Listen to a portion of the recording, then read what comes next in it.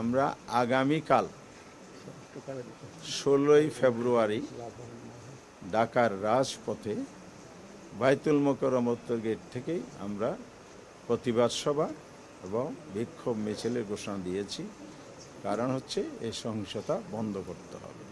এখন প্রশ্ন তৈরি হচ্ছে তড়িঘড়ি করার কারণ কি এটাই যে কমপ্লেনগুলো আসছে, সুতরাং এগুলো তাড়াতাড়ি করে ফেললে বেঁচে যায়।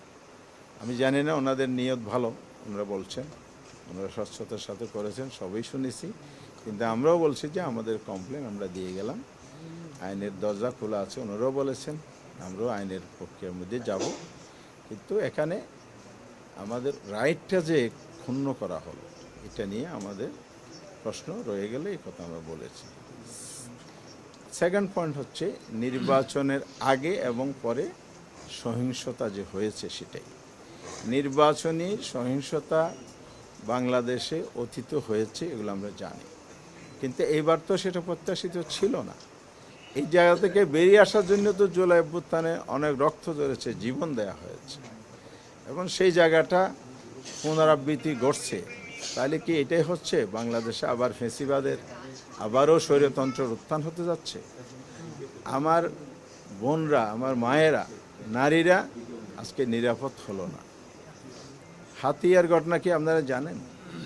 2018 সালের সেই সুবর্ণ সৌরের ঘটনার পুনরাবৃত্তি করতেছে। সেদিন কি হয়েছিল? একজন মা, একজন নারী, 4 সন্তানের জননী, তাকে গণধর্ষণের শিকার হতে হয়েছিল। প্রশাসন বলেছে এদিন কোনো ঘটনা ঘটে নাই। হাতিয়া তো একই সুর বাজতেছে। তাহলে সেই স্বৈরাচারী আমলের সুর যদি এই সময়েই বাজে, তাহলে এখানে গুণগত পার্থক্যটা কোথায়? দেশ কোন দিকে যাচ্ছে? এইবার আমরা কনসার্ন। এরপরে আমার নিজের আসনও 3 জন নারীকে আঘাত করা হয়েছে, মাথা ফেটে দেওয়া আছে, রক্তাক্ত করা হয়েছে। বাংলাদেশের বিভিন্ন জায়গায় অসংখ্য, আমরা 54টি জেলার রিপোর্ট সাবমিট করেছি, গণমাধ্যমে আসা রিপোর্ট, আমাদের বিভিন্ন সোর্সের রিপোর্টের ভিত্তিতে সহিংস ঘটনাগুলো। আমাদের আমিরি জামাত 11 দলের মিটিং করে গত পরশুদিন প্রেস ব্রিফিং করে স্পষ্ট করে দিয়েছে যে সহিংসতা বন্ধ করুন। বন্ধ যদি আপনারা না করেন তাহলে আমরা রাজপথে নামতে বাধ্য হব। আমাদের 11 দলের সিদ্ধান্ত হয়েছে, পার্লামেন্টে আমরা গঠনমূলক বিরোধী দলের ভূমিকা পালন করব, দেশ এবং জাতির স্বার্থে কথা বলবো, আমাদের বক্তব্য তুলব। দেশ গড়ার জন্য আমাদের বাংলাদেশ, দেশকে আমরা ভালোবাসি, দেশকে আমরা পিছনে নিতে চাই না, সামনে নিতে চাই। সেই সেন্টিমেন্ট থেকে আমরা কাজ করার জন্য, ভূমিকা পালনের জন্য প্রস্তুত আছি ইতিবাচকভাবে। কিন্তু যদি এই ধরনের সহিংসতা অব্যাহত থাকে তাহলে অবশ্যই দেশ আবার পিছনের দিকে যাবে। আমরা কোনো অপশক্তির হাতে, যারা ষড়যন্ত্র করে দেশকে অস্তিত্ব সৃষ্টি করে গণতন্ত্রের অভিযাত্রাকে ধ্বংস করার পায়তারা করবে, সে জায়গায় আমরা আপোষহীন থাকব। এই জন্য প্রয়োজনে আমরা রাস্তায় নামতে বাধ্য হব।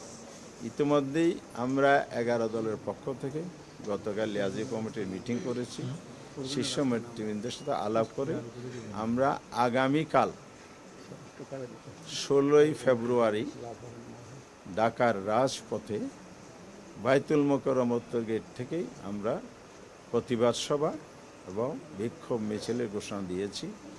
কারণ হচ্ছে এই সহিংসতা বন্ধ করতে হবে।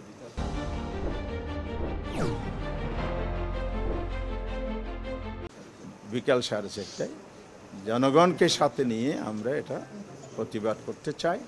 এত যে না থামে তাহলে আমাদেরকে রাজপথে আরও আগাতে হবে। আমরা চাই না রাজপথে রাজনৈতিক বিষয় সমাধান করতে হবে। দেশে একটি পার্লামেন্ট গঠিত হয়েছে, হয়তো 2 দিন পরে শপথ হবে। সেই পার্লামেন্টে রাজনীতির সকল আলোচনার কেন্দ্রবিন্দু হোক, এটাই গণতান্ত্রিক রেওয়াজ, পলিটিক্যাল কালচার নতুন দ্বারা আমরা তৈরি করতে চাই। কিন্তু যারা অধিক সংখ্যক আসনে বিজয়ী হয়ে সেই পথে না হেঁটে অসুস্থ পথে যেতে চান, জনগণ সেটা মেনে নেবে না।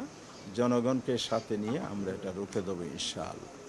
আরেকটা বিষয় হলো সংস্কার।